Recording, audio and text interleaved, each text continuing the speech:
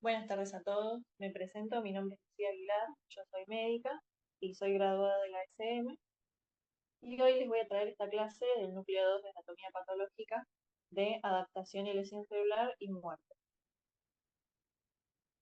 Acá les voy a dejar los objetivos de la clase que tienen que ver con caracterizar la injuria celular, injuria subletal y letal, reversible e irreversible, distrofias y degeneraciones, señalar las características de las diferentes adaptaciones celulares, explicar y reconocer la evolución del envejecimiento celular, señalar los mecanismos de lesión en la patología molecular, caracterizar y diferenciar los diferentes tipos de muerte celular, el punto sin retorno, necrosis, apoptosis y autolisis.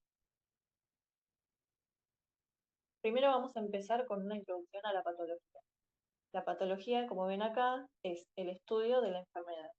Lo que nosotros hacemos en patología es poder ver las causas y las consecuencias de la enfermedad y cómo la enfermedad actúa en el organismo. Es decir, lo que buscamos es poder intentar explicar las manifestaciones clínicas de una enfermedad para eventualmente poder encaminarnos hacia un tratamiento.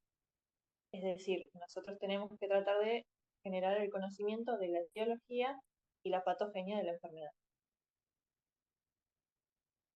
Como ven en este gráfico, nosotros tenemos a una célula normal que está en constante equilibrio con su medio y frente a un estrés o algún estímulo nocivo, la célula tiene que volver a encontrar una adaptación a ese nuevo estímulo para lograr un nuevo equilibrio. ¿Sí?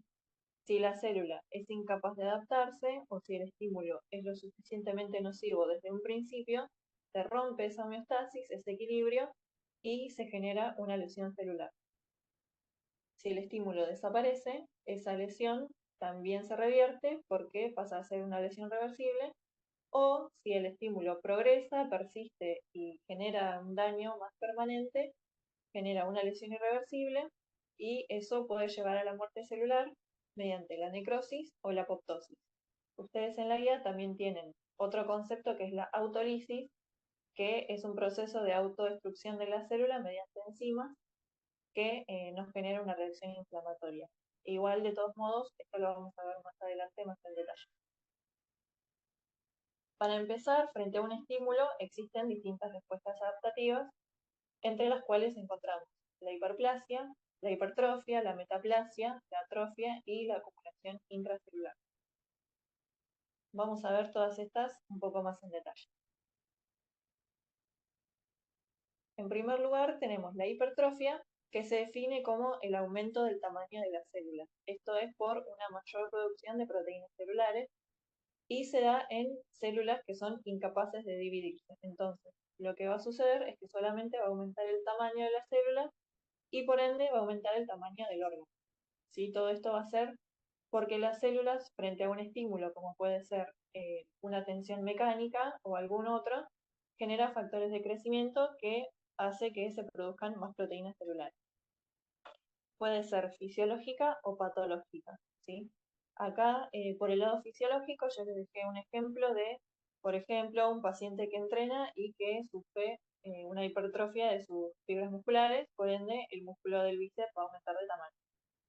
Y por el lado patológico, por ejemplo, en algún paciente que tenga algún problema en las válvulas cardíacas, una valvulopatía, o que tenga una hipertensión crónica, vamos a encontrar este músculo, el miocardio, ¿sí? Este es un corte del corazón transversal, donde vemos que el ventrículo izquierdo está engrosado, ¿sí? Esto se llama hipertrofia cardíaca por sobrecarga, o sea, es por el esfuerzo que tiene que hacer el corazón para bombear en contra de, por ejemplo, esa hipertensión. En segundo lugar, tenemos la hiperplasia, que es el aumento en el número de las células, porque son células que ahora sí se pueden dividir, y también pueden estar acompañando a la hipertrofia. Al igual que la hipertrofia, puede ser fisiológica o patológica, y a su vez por estímulos hormonales o por compensación. En el lado fisiológico, acá tienen dos ejemplos. Uno es por estímulos hormonales, como sucede durante la lactancia, o también puede ser durante la pubertad, por un desarrollo del epitelio de las glándulas mamarias, o también por compensación, como puede ser en un paciente que llegue a donar un glóbulo hepático, y que eventualmente a lo largo del tiempo ese lóbulo se va a regenerar hasta ocupar el mismo espacio y generar todo ese nuevo tejido para volver a tener el hígado que antes tenía, digamos. Por el lado patológico, esto se suele dar más por estímulos hormonales, y acá vemos una hiperplasia endometrial que se puede dar, por ejemplo, en alguna paciente obesa que en el tejido adiposo produzcan más estrógenos de lo normal y esos estrógenos lleguen al endometrio, que es la capa más interna del tejido del útero, y haga que las células proliferen. En tercer lugar, tenemos la atrofia, que es la reducción del tamaño y el número de las células, consecuencia de la disminución de la síntesis de proteínas y el aumento de la degradación, ¿sí?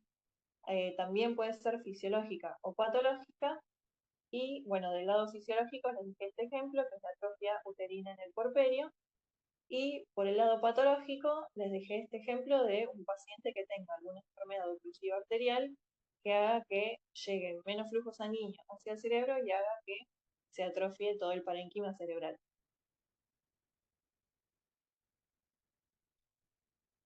Después tenemos la metaplasia, donde una célula se sustituye por otro tipo celular que resiste mejor el entorno adverso o ese estímulo adverso que está atacando a las células, ¿sí? Acá hay que aclarar algo importante, que es que la metaplasia no es que la célula cambie de un momento a otro de forma, sino que lo que ocurre es una reprogramación a nivel genético de las células madres que están dando vueltas en ese tejido, donde se van a reprogramar y se van a empezar a diferenciar en una nueva célula más adecuada, ¿sí? No es que de un momento a otro se transforme una célula en otra, sino que tiene que ver justamente con este cambio genético.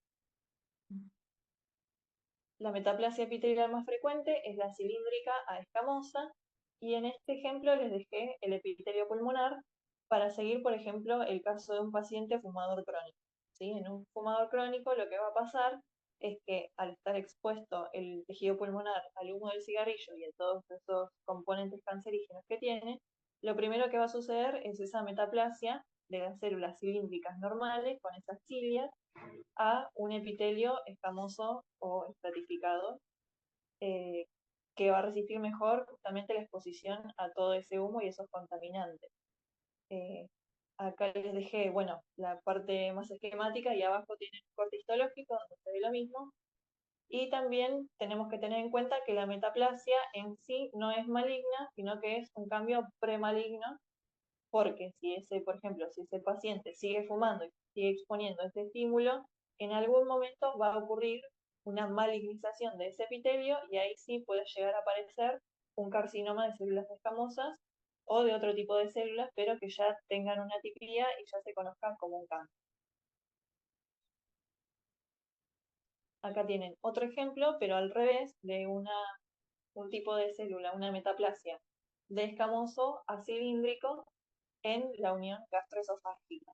Lo que ocurre acá es en un paciente que tenga un reflujo gastroesofágico, van a ver que el epitelio plano estratificado del esófago se va a ver sometido constantemente a ese reflujo ácido al que no está muy bien adaptado, y entonces lo que va a suceder es esa metaplasia que se conoce como esófago de Barrett.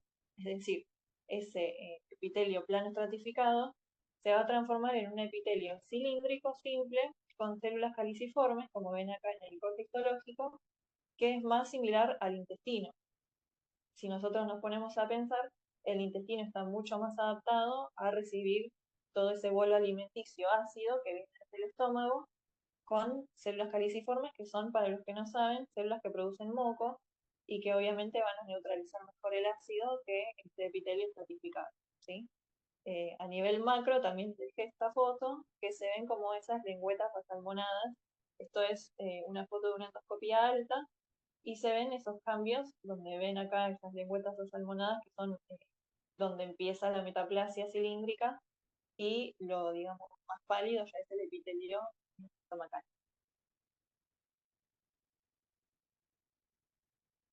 Y por último tenemos como última adaptación las alteraciones metabólicas que pueden ocurrir en la célula y que pueden asociarse a una acumulación intracelular. esa acumulación de sustancias pueden ser sustancias que normalmente se produzcan en la célula, como pueden ser el agua, los lípidos, proteínas o hidratos, que se acumulen simplemente en exceso, o también pueden ser sustancias anormales que vengan desde el ambiente o que vengan desde el mismo organismo, como puede ser acá, que les dejé una célula normal, que es un hepatocito, son las células que componen el hígado, que por ciertas alteraciones comienzan a almacenar esas gotitas de lípidos que a nivel histológico se ven como en la segunda foto, como esas gotitas más pálidas, más blancas, en lo que se llama esteatosis hepática, ¿sí? También otro ejemplo que no les puse, también puede ser una sustancia exógena en un paciente que trabaje en una mina de carbón y que empiece a acumular en el tejido pulmonar todos esos tóxicos, ese humo que se inhala y se acumule en forma de lo que se llama antracosis.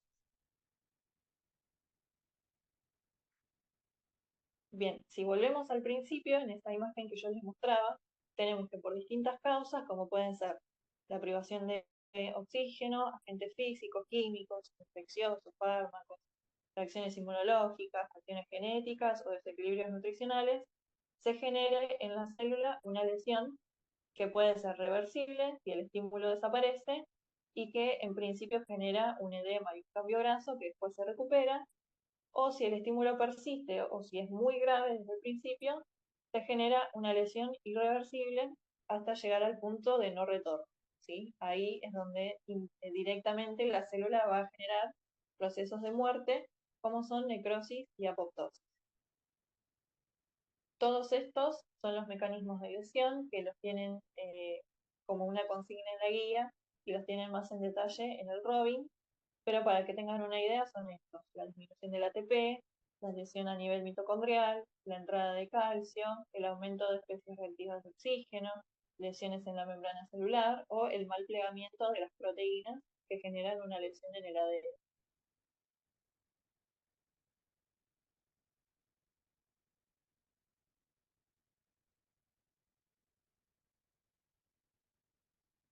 Ahora que ya vimos todo lo que puede hacer la célula para adaptarse, vamos a ver qué es lo que genera este cambio, esta lesión irreversible y estos procesos de muerte celular, que son dos, que son la necrosis y la apoptosis. En primer lugar, tenemos la necrosis, que es la muerte de células o del tejido debido a una enfermedad o lesión, consecuencia de la desnaturalización de las proteínas intracelulares y de la digestión enzimática de la célula que está mortalmente lesionada.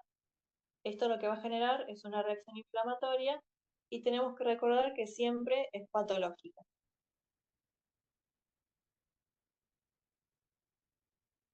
La necrosis tiene diversos patrones, que son todos estos: la necrosis coagulativa por licuefacción, gangrenosa, citoesteatonecrosis, la necrosis gaseosa y la necrosis fibrinoide. Ahora vamos a ver un poco más cada uno. En primer lugar, tenemos la necrosis coagulativa, que es una forma de necrosis donde se conserva la estructura del tejido durante algunos días porque se desnaturalizan las proteínas, no solo estructurales, sino también que se desnaturalizan las enzimas, que si recordamos también son proteínas, y esto evita que el tejido se degrade, ¿sí? Lo que va a generar eventualmente es una reacción inflamatoria y va a ser las enzimas de los leucocitos que se llamen a ese lugar de infección, de inflamación, perdón, que van a, con sus enzimas, terminar de degradar el tejido. Esto es típico de todos los infartos, menos del infarto cerebral, que tiene otro tipo de necrosis. Y acá, por ejemplo, les dejé un infarto renal, donde si vemos el corte histológico, a la izquierda vemos que están los túbulos con sus núcleos que son un poco más azulados, más basófilos, y todo el citoplasma de las células que es más rosado, más eosinófilo, y al punto de necrosarse, que es del lado derecho de la imagen, esos núcleos se pierden y quedan como una especie de sombras, de siluetas, donde solamente se ven los citoplasmas, y es todo más de color rosado, más eosinófilo, y tenemos también un proceso inflamatorio que está sucediendo entre los túbulos, que ahí sí son esos pequeños puntitos basófilos azulados, que son los leucocitos. Son esas células las que van a liberar las enzimas que terminan degradando el tejido.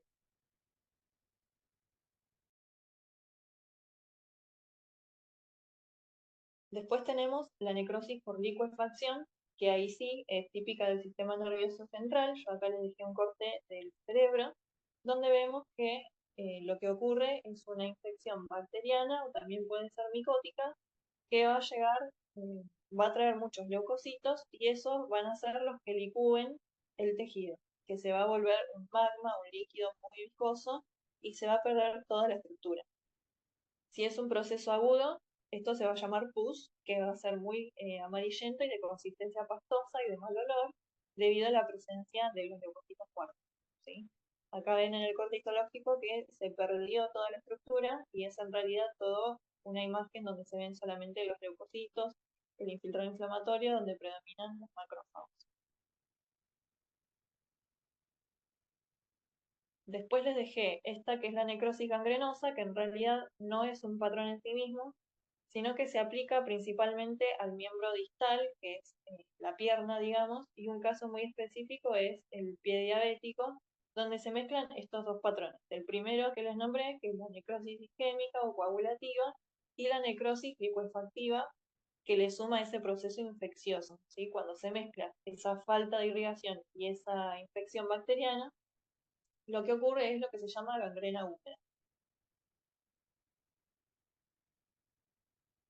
Después, siguiente, tenemos la citoesteatonecrosis o necrosis grasa, donde, por ejemplo, tenemos las enzimas pancreáticas, unas de ellas que se llaman las lipasas, son las encargadas de digerir todo el componente adiposo que nosotros consumimos en la dieta diaria y se liberan desde las glándulas pancreáticas, desde los acinos pancreáticos, en forma inactivada para que cuando lleguen al estómago se activen en este momento y nos ayuden a digerir las grasas de la dieta. Pero en pacientes que tengan algún tipo de obstrucción, como puede ser una litiasis vesicular, estas enzimas se van a activar antes de tiempo y van a generar la degradación del tejido. ¿Sí? Esto va a generar obviamente una, un infiltrado inflamatorio y va a hacer que se degraden las grasas en dos componentes que son los ácidos grasos y una molécula de glicerol, ¿sí? Que es el componente básicamente del triacilglicérido que compone el tejido adiposo.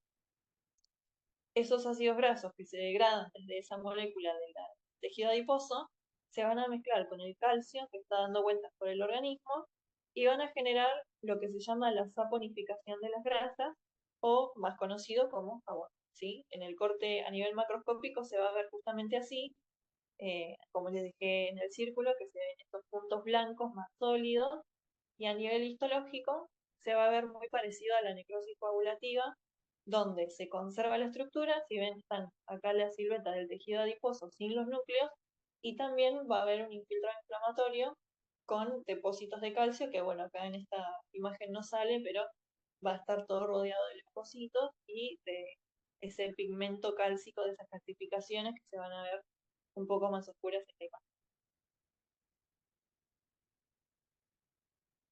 Siguiente tenemos la necrosis gaseosa. Si vemos en la imagen, gaseoso significa parecido al queso, ¿sí? Donde acá tenemos un corte del pulmón y van a ver que tiene el tejido ese aspecto friable, blanquecino amarillento, ¿sí? Friable significa como que se deshace con facilidad. Y a nivel histológico, eso se ve como un sector central donde están los macrófagos, donde se pierde la estructura del tejido también, al igual que la lipoesfactiva, y todo eso se rodea de un infiltrado inflamatorio de macrófagos, donde están las células inflamatorias, los macrófagos y todo el tejido que pierde su forma. Esto, en la tuberculosis, que es el ejemplo clásico, se conoce como granuloma y es muy típico de la enfermedad. Por último, tenemos la necrosis fibrinoide, que se asocia a reacciones inmunitarias en las que se produce un depósito del complejo anticuerpo y suele suceder en las paredes de los vasos, aunque también puede ser en pacientes hipertensos. Esto, este depósito de inmunocomplejos, en el corte histológico se va a ver como esa masa rosada que no tiene forma específica, que es difusa, y eso se llama en patología un aspecto fibrinoide, ¿sí? Que se parece a la fibrina.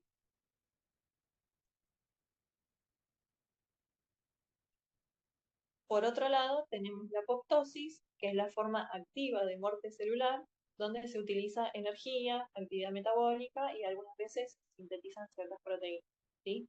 A diferencia de la necrosis, esto es fisiológico, es ordenado y es digamos, una muerte celular programada, ¿sí? Es un mecanismo en el que ordenadamente se van destruyendo los componentes celulares y por eso no se genera una reacción inflamatoria a diferencia de la necrosis, ¿sí? La necrosis, como les decía, solamente es patológica, mientras que la apoptosis puede ser fisiológica o patológica. Acá les dejé, por ejemplo, a nivel fisiológico, pueden ser durante la destrucción de ciertas estructuras a nivel embrionario, como por ejemplo las células que están entre los dedos, ¿sí? Si se ponen a buscar imágenes, las manos son más parecidas a la de las ranas cuando tienen ciertas membranas alrededor de los dedos, y eso eventualmente esas células entran al proceso de apoptosis para generar la estructura definitiva de los dedos, ¿sí? Otro ejemplo es el conducto tiroglófico. Y a nivel patológico, ciertos fármacos, como pueden ser los fármacos que se usan en la quimioterapia, o la exposición a radiación, o la falta de oxígeno en ciertos tejidos que genera la apoptosis.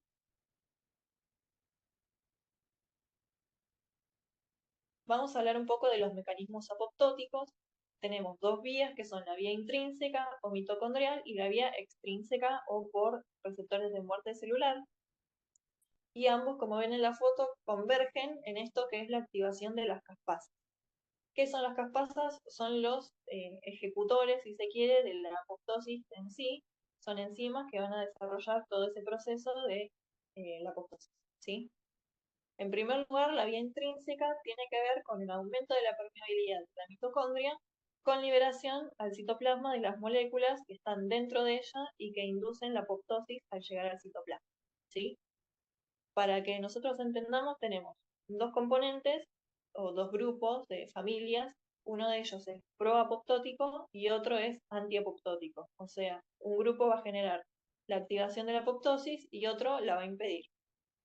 Los grupos que están eh, defendiendo de que ocurra la apoptosis es la familia de proteínas BCL que están en el citoplasma y en las membranas de la mitocondria, que van a impedir que justamente este proceso de liberación de los componentes de la mitocondria que va a activar la apoptosis suceda para que este proceso no se active, ¿sí?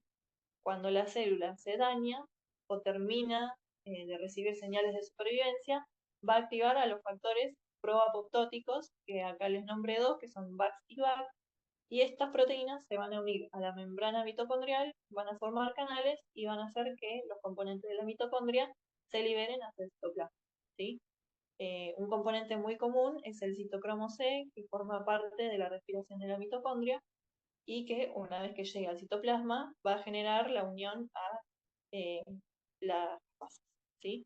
También tenemos otras proteínas que también están en la mitocondria, como son el SMAC diablo, que entran al citoplasma y en lugar de activar directamente la apoptosis, lo que hacen es inhibir a los inhibidores de la apoptosis. O sea, si inhiben al inhibidor, indirectamente la están activando.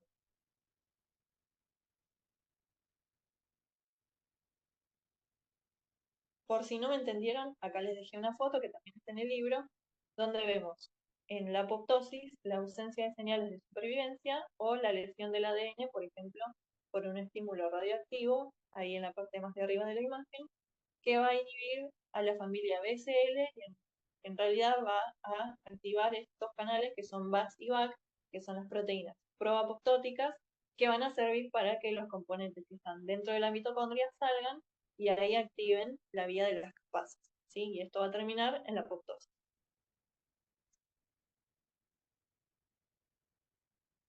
En segundo lugar tenemos la vía extrínseca, que comienza, como dice su nombre, desde afuera, con receptores de muerte que están en la membrana de las células, que son parte de la familia de los receptores de factor de necrosis tumoral, como puede ser el factor de necrosis tumoral tipo 1 o el FAS o unos cuantos más. El ejemplo típico es con el FAS. El FAS es un receptor de muerte que está en varios tipos celulares, donde se va a encontrar en la membrana celular y se le va a unir una proteína ligando que se llama FAS ligando, ¿sí? Cuando el FAS ligando se une al receptor, esos receptores que están en membrana se van uniendo unos con otros y van a generar un sitio de unión intracitoplasmático que va a generar, se llama FAD, y va a generar ahí la activación de las caspasas, ¿sí? Las caspasas se están dando vuelta en una forma inactiva y una vez que se unan a FAD, ahí sí van a generar la activación de la vía de las caspasas. Bien, va de nuevo por si no se entendió. Acá en la foto tenemos el receptor FAS, que está en la membrana celular, al que se le va a unir su ligando, que es el FAS ligando, y dentro de la célula se van a unir varios receptores de FAS ya con el ligando unido y van a generar un nuevo sitio de unión para FAD, ¿sí? Y ese FAD eventualmente se va a unir a las caspasas inactivas, que se llaman procaspasas, caspasas, y ahí sí se va a generar toda la cascada de activación que recuerda mucho, no sé si lo habrán visto en ADN, a todo lo que es la activación del factor de complemento, es más o menos lo mismo, ¿sí? Yo acá les dejé dos fotos iguales para que recuerden que esto va ocurriendo a lo largo de toda la membrana celular y que cuanto más FAD se produzca, más se van a activar las caspasas y esto va a generar una mayor activación de la apoptosis. Como ven acá en el cuadrito, este tipo de apoptosis se ocurre mediante estos receptores FAS que están en los linfocitos T citotóxicos, que son los que van a detectar las células infectadas por virus o por bacterias, y también en los receptores de los linfocitos autorreactivos, ¿sí? O sea, en los linfocitos que van a detectar a los linfocitos autorreactivos, perdón. Entonces, de esta manera se van a eliminar todas las células que están infestadas de algún virus o que también podrían reaccionar a ciertas células normales de nuestro cuerpo y generar una reacción autoinmune que no sería útil para nuestro organismo, ¿no? Ya para terminar, vamos a hablar del envejecimiento celular. ¿Qué tiene que ver con todo esto que venimos hablando? Hay una teoría que dice que la acumulación de ciertas lesiones subletales que van ocurriendo a lo largo de la vida podrían tener que ver con el envejecimiento celular. ¿Por qué? Porque reduce la capacidad de las células a responder ante una agresión o directamente podrían provocar la muerte de las células, ¿sí? El envejecimiento celular viene condicionado por distintos factores, como son factores genéticos, lo que nosotros consumimos el día a día en la dieta, las condiciones sociales y ciertas enfermedades que aparecen con la edad, como es la aterosclerosis, la diabetes, la artrosis, la hipertensión y un montón. Hay dos cambios que están implicados en el envejecimiento celular. Uno de ellos es la menor replicación celular, mediante lo que se conoce como senescencia replicativa, en la que en cada división celular se acortan los extremos de los cromosomas que se llaman telómeros y eso eventualmente va a hacer que la célula reconozca como un daño en el ADN y entre en este proceso, en este episodio de senescencia, que es como una forma de pausa, donde se detiene su ciclo celular y la célula se deja de reproducir como un, digamos, mecanismo de defensa para evitar la replicación de células dañadas, ¿sí? Para evitar el acortamiento de los telómeros existe la telomerasa, ¿sí? Si no conocen los telómeros, les cuento, los telómeros están en los extremos de los cromosomas y son eh, como las señales de terminación que cuando la célula entra en mitosis llegan a ese punto de replicación del cromosoma y ya se reconoce que se copió, digamos, todo el cromosoma y toda la información genética, ¿sí? Son una secuencia que indica que ya se terminó, que ya termina la información útil. Y esto es lo que se va cortando con cada replicación y para eso existe esta enzima que es la telomerasa que evita y repone todos esos nucleótidos que se van acortando con cada replicación, ¿sí? Esta telomerasa está muy expresa en las células germinales, en las células madre, pero en el resto de las células que componen nuestro cuerpo no está en gran cantidad, por ende no hay nadie que reponga esos nucleótidos que va perdiendo el telómero a medida que hace mitosis la célula. Entonces, justamente se reconoce como que existe un daño celular y la célula se deja de replicar, ¿sí? Y eso es lo que hace que envejezca la célula. Y en segundo lugar, se habla de esta teoría de la acumulación de lesiones metabólicas y genéticas, ¿sí? Hay algo que se llama especies reactivas de oxígeno, que se producen, por ejemplo, en la respiración celular, que van acumulándose porque no se pueden desechar y generan alteraciones a nivel de lo que son los lípidos, las proteínas, los ácidos nucleicos que componen el núcleo celular. Y eso va alterando la célula y va generando un daño que eventualmente va a generar la apoptosis. ¿Sí? Bueno, con esto damos por terminada la clase. Van a tener ustedes una actividad que va a funcionar como un presentismo, que la van a tener en campus para hacerla. Y cualquier duda que tengan me pueden contactar por campus o si no, nos vemos en el práctico del lunes.